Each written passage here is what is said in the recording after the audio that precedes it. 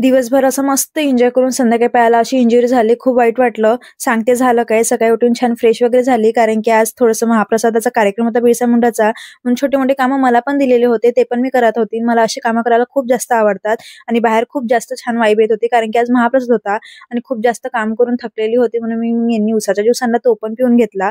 आणखी तुम्हाला सांगते, मला महाप्रसादामधली डाळ खूप जास्त आवडते. तुम्हाला आवडते का? मला कमेंटमध्ये नक्की सांगा.